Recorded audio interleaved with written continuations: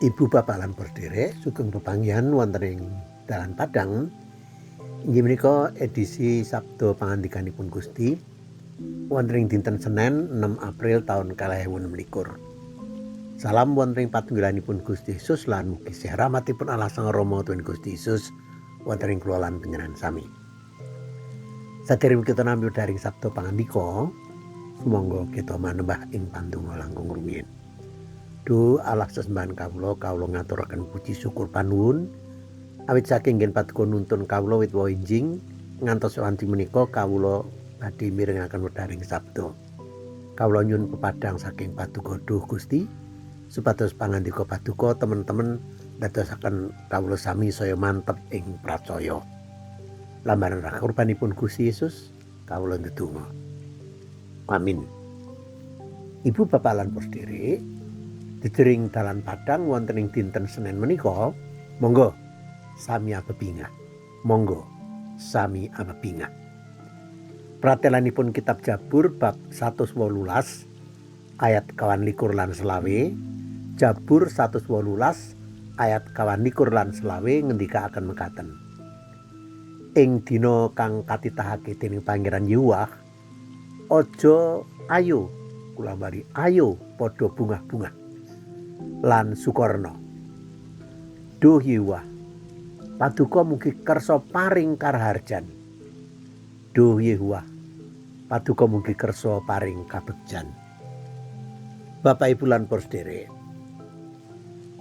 bingah utawi sukorno menika mesti dados pengajeng-ajengipun saben tiyang.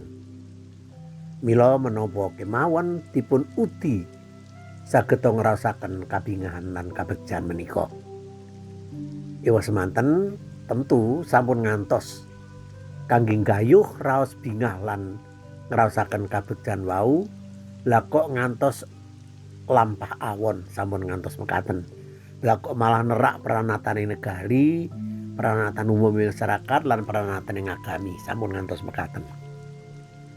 Kitab Jabur bab 118 menika ngajak kita umat kagunganipun Allah sami bebingah lumebet ing pasewakan agung mahargya riyoyotan ceping tarub.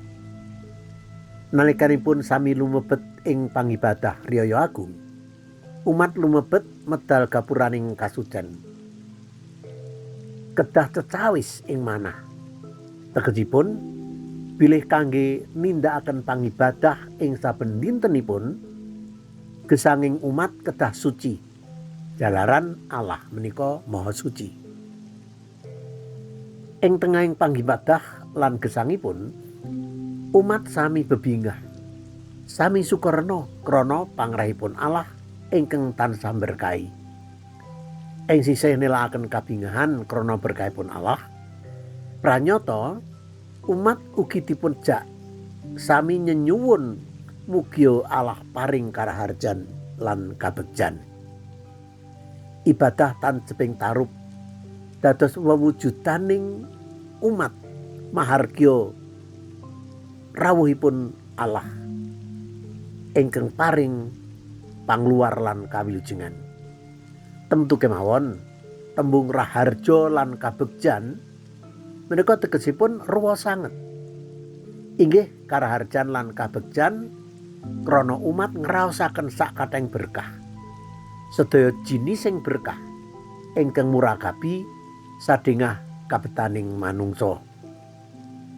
Bapak Ibu lan sedherek, Paskah inggih wununipun Gusti Yesus nembe kemawon kala wingi dinten Minggu kita pahargya wonten ing pangibadah Minggu Paskah. Kita sami memuji Gusti ingkang sampun wungu menika haleluya. Gusti wungu.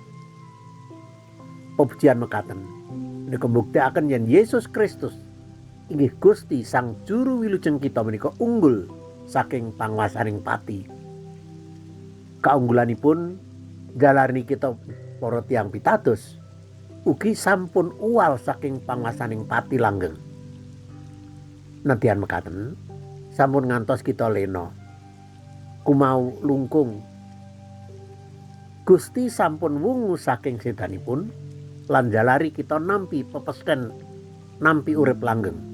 Ewa semanten kangge nggayuh urip langgeng ing sak paripurnanipun, kita ugi anggadhahi tanggung jawab kangge ngudi tetep gesang bangun turut ing Gusti.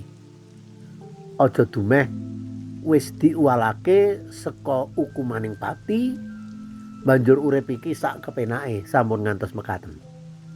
Sumangga tetep kiyeng nindakaken gesang taat dhateng Gusti tanpa panggrundel. Gusti mugi nuntun lan berkahi kula lan panjenengan sami. Amin. Sumangga sami sembahyang. Oh Rama kawula kasuwargan, kawula matur nuwun dene paduka sampun paring pangandika. Mugi pangandika menika rumesep wonten ing telenging manah kawula, ndadosaken bingah lan manteping pitados kawula, supados kawula inggih saged gumregah tangi mengajeng lumampah kanthi kepaing pangandel. Kawula nyuwun panuntun paduka ing kekantunaning gesang kawula Gusti. Berkaono anak-anak kawula lan sedherek kawula sami nandhang sakit, paduka paring kawaluyan. Ingkang sisah paduka lipur, ingkang ringkih paduka kiyataken. Ingkang lumebet wonten ing pasinaon wonten ing sekolah paduka ugi paring limpating bebuden. Berkaono kawula sepanjanging dalu yen kawula ngaso. Matur Gusti mekaten atur panuwun lan panyuwunan kawula lambaran rah kurbanipun Gusti Yesus. Amin.